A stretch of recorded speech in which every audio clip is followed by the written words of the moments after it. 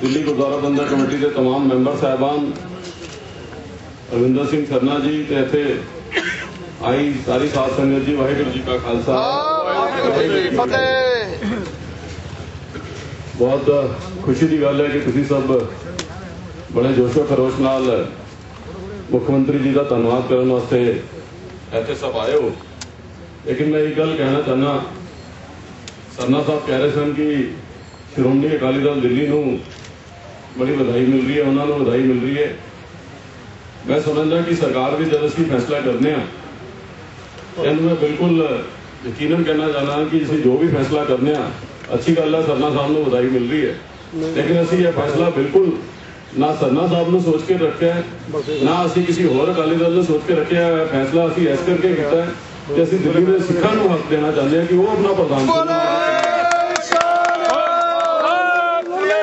असीं जब सरकार भी फैसला करने तो असीं अपनी राजनीतिक इच्छा, अपनी राजनीतिक सोच को कभी नहीं मद्देनजर रखा। और श्रीमती शीला दीक्षित जी के नेतृत्व वाली जी 13-14 साल की दिल्ली की सरकार है, मैं बड़ा अपने आप को भाग्यशाली समझना कि उन्होंने लीडरशिप मैं काम करने का जो है अवसर मिले, मौका मिले। खाली यह नहीं असीं जिन्ने भी फैसले लिते, बहुत बारी इहो जिहे फैसले असीं लईदे जिहड़ा साडी पार्टी के साडे अनुरूप नहीं हुंदा, लेकिन अगर दिल्ली के लोगों के हित में हुंदा तो वो भी फैसला दिल्ली की करना चाहिए है।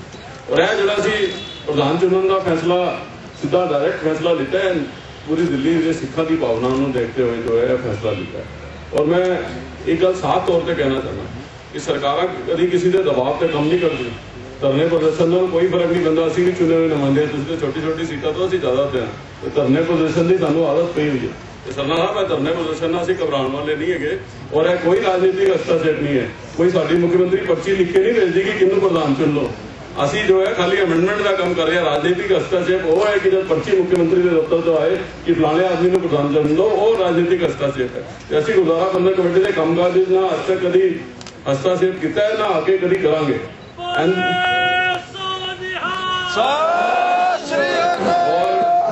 बार बार मैं अलग अलग लोगों का बयान पढ़ रहा हूँ।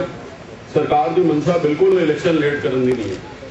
असीं चाहते हैं जल्द तो जल्द दिल्ली गुरुद्वारा प्रबंधक कमेटी के चुनाव होण। 11 मार्च को किन्ने इलेक्शन डिक्लेयर किया सी? किसी होर ने किया सी? दिल्ली की सरकार ने 11 मार्च को किया। जिहड़े कौन लोग ने जिहड़े कोर्ट में गए उनके खिलाफ स्टे लेने वास्ते।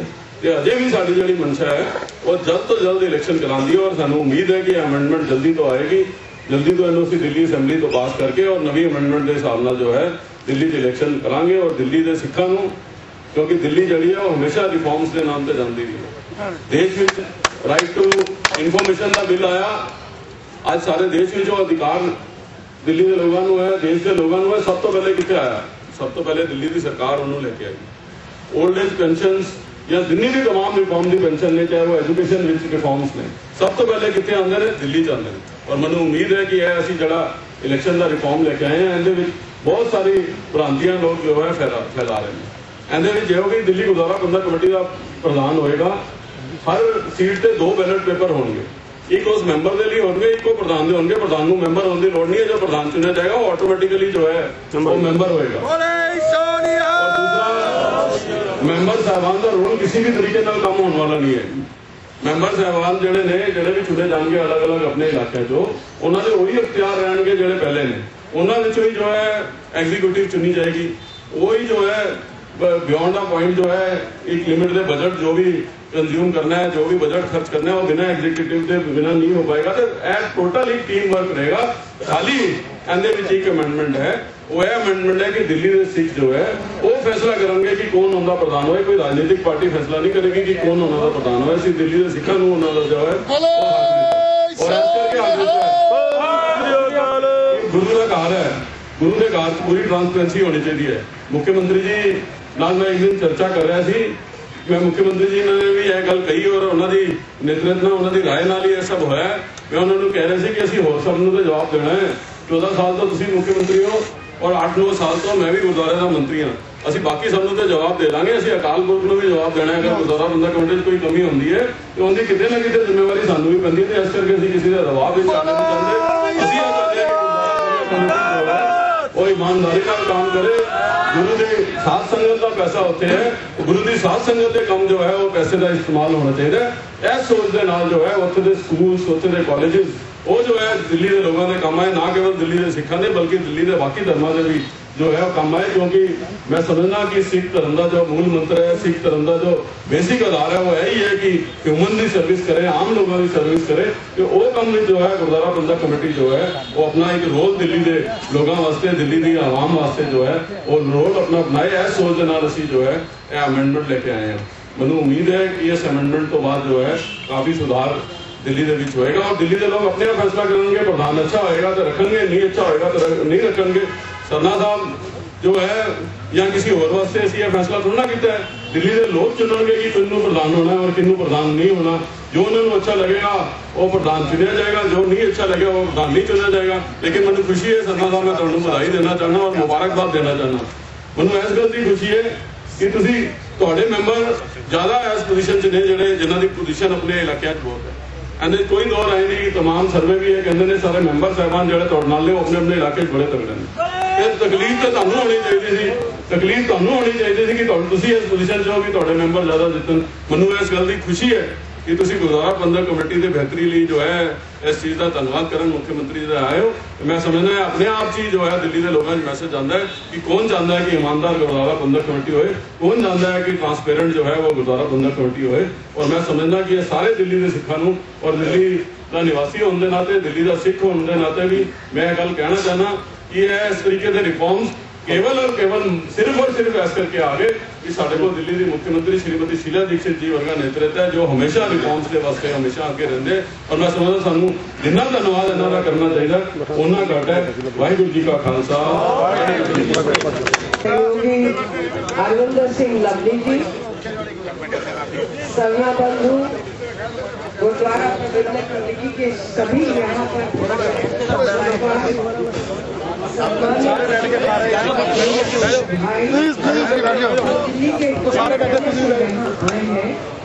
मैं सबसे पहले करती हूँ और उसके बाद आपका धन्यवाद करती हूँ कि जो सोच और जो चिंतन हमने एक नए कदम उठाने में करी कि प्रेसिडेंट का इलेक्शन डायरेक्ट हो, उसका आपने उसका स्वागत किया, उसको कबूल किया। श्रीमती शीला दीक्षित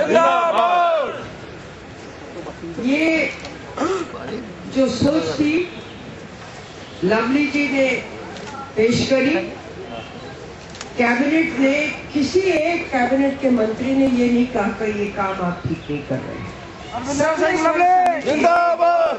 इसको अपनाया और मैं समझती हूँ कि ये मिसाल सारे हिंदुस्तान के लिए हो जाएगी कि जहाँ पर इलेक्शन का तरीका बदलेगा और जो बहुत सारे लांछन लगाए जाते हैं कि जब जब हमें प्रधान चुनना होता है या बदलना होता है तो एक आदान प्रदान किया जाता है जो स्वस्थ नहीं है किसी भी धर्म के लिए।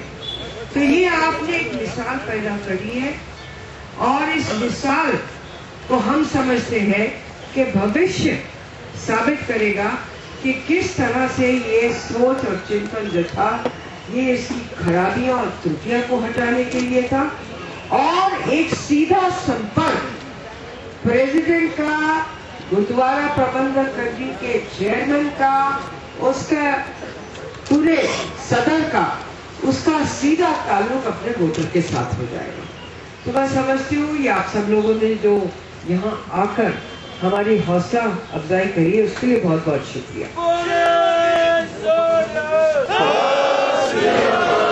मैं अभी सरना जी से पूछ रही थी और समझ में आया कि दिल्ली एक ऐतिहासिक नगरी तो है ही है, चाहे मुगलों की नगरी हो, चाहे हिंदुओं की नगरी हो, चाहे मुसलमानों की हो। लेकिन अभी मुझे पता चला कि हमारे यहाँ 10 तो ऐतिहासिक गुरुद्वारे हैं। ये हमारे लिए गौरव की बात है कि शायद हिंदुस्तान में कोई और स्थान ऐसा नहीं है जहाँ 10 गुरुद्वारे ऐतिहासिक हो, गुरु गोविंद सिंह जी का हो, शीशगंज हो, कुछ भी हो, वो सब यहाँ दिल्ली में स्थापित है। तो हमारे लिए बहुत बड़ी गर्व की बात है। और इसके अलावा साथ साथ जो सिंह सभाओं के गुरुद्वारे हैं, वो भी हमारे लिए गौरव की बात है। क्योंकि गुरुद्वारा जाना किसी एक मजहब का नहीं है। आप लोग जरूर जाते हैं क्योंकि आप पगड़ी पहनते हैं, कड़ा पहनते हैं, लेकिन इसमें सब लोग आ जाते हैं, सब लोग चले जाते हैं अपनी मन्नत पूरी करवाने, गुरुद्वारे में दर्शन करने। ये एक ऐसी ऐतिहासिक हमारी कौम है जो सबको अपने गले में लगा लेती है। तो अगर जो हम कुछ काम आपके सुधार के लिए कर ले तो मैं समझती हूँ ये हमारा भी सौभाग्य है। और ये वाकई में हमारा सौभाग्य है कि हम एक उस दिशा में जा रहे हैं जो शायद एक देश भर के लिए मिसाल बनेगी। और जो भी त्रुटियां या कमियां पुराने सिस्टम में आ गई उनको साफ कर देगी। मैं इतना कहना चाहती हूँ कि कैबिनेट ने जो इसे पास कर लिया है, अब ये बनाया जा रहा है और जब की बार हमारी अगली असेंबली आएगी उस वक्त हम उसको पास कर देंगे। उसके बाद जो आपका जब पास कर देंगे तो केंद्र की सरकार से हो जाएगा और उसके बाद जो अगला चुनाव आपका हो वो इसी आधार पर होगा। ये हमारी उम्मीद है, ये हमारी प्रार्थना भी है। सरन साहब ने कहा कि शिंदे साहब से मिलना चाहिए। मैं समझती हूँ ये बात आपका सुझाव अच्छा है। जिस दिन आप चाहेंगे, आप अपनी बात क्या कहना चाहते हैं उसमें अरविंदर सिंह जी और मैं दोनों साथ आपके चलेंगे। जिसमें कोई भी कौम की कमियां रह गई हो, कोई जरूरतें आपकी हो, वो हम उसको पूरा करना चाहते हैं। कहना चाहती हूँ कि दिल्ली का जो रहन सहन है, दिल्ली की जो तहजीब है, उसमें तो सिखों का बहुत बड़ा हाथ है और दिल्ली एक सिखों की नगरी मानी जाती है। लेकिन जहां जहां हमारे सिख भाई जाते हैं, चाहे कनाडा जाए या अमेरिका जाए या ऑस्ट्रेलिया जाए, वहां वो अपनी छाप जरूर छोड़ते। और हमें गर्व होता है कि हमारे सिख भाई, कई तो अब ऐसे देश हो गए हैं अगर जो सिख भाई उनकी मदद ना करें तो शायद वो चल भी नहीं सकते। तो आपकी कौम पर, आपकी चिंतन पर, आपकी विचारधारा पे, आपकी हिम्मत पे, आपकी हौसला अफजाई पे हम सबको एक बहुत बड़ा गर्व है। ये मैं आप लोगों को संदेश की तौर से और अपने चिंतन के तौर पे देना चाहती हूँ कि आप लोगों के बिना कोई देश हिंदुस्तान अधूरा रह जाएगा या कोई और अन्य देश जहाँ पर आपने छाप करी है वहां पर भी हम अधूरे रह जाएंगे। तो आपकी ऊपर जिम्मेदारी है इस देश को अच्छा बनाने के लिए, इस देश की प्रगति के रास्ते पर ले जाना चाहिए।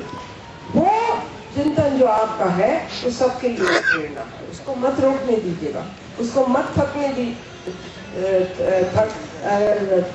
दीजिएगा। मैं अंत में एक बात आपसे कहना चाहती हूँ कि सब आप लोग यहाँ आए। कांग्रेस पार्टी एक ऐसी पार्टी है जो सबका सोचती है और सबके सोचने के अलावा सबसे ज्यादा देश का हित सोचती है। अगर जो देश का हित हम न सोच रहे होते तो क्या डॉक्टर मनमोहन सिंह जैसे होनहार प्रधानमंत्री को सोनिया गांधी चुनती? कोई पार्टी ऐसा हिम्मत नहीं कर सकती। और हमें सरदार मोहन सिंह इसलिए अच्छे लगते हैं कि वो देश के बहुत ही काबिल और बहुत ही होनहार शख्सियत है। और मैं सिख भाइयों से प्रार्थना ये करना चाहती हूँ, सरना जी आपसे भी करना चाहती हूँ कि उनके ऊपर जो अटैक होते हैं बिना किसी बुनियाद के, बिना किसी कारण, उसका सामना हर सिख भाई को, हर हिंदुस्तानी को करना चाहिए। इतना पाक, इतना अच्छा और इतना होनहार गुणों से भरा हुआ प्रधानमंत्री हमें कोई इस वक्त मिल नहीं सकता। इससे उस प्रधानमंत्री के ऊपर छोटे छोटे लोग जिनको का ना चिंतन है, ना सोच है, ना तजुर्बा है, न जानते हैं कि क्या ये देश है, उनके ऊपर जब वार करते हैं तो आप सब लोगों को, जैसे मेहरा तलवार लेकर खड़ी हुई थी, आप लोगों को खड़ा होना चाहिए।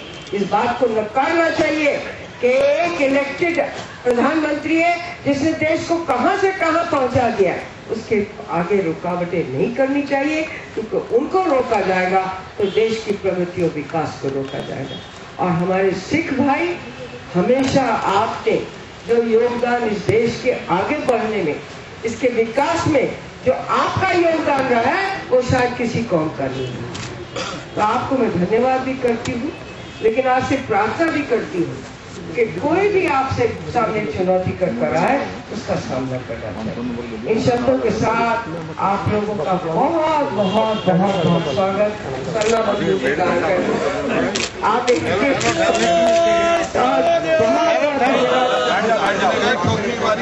अरे अंकल जी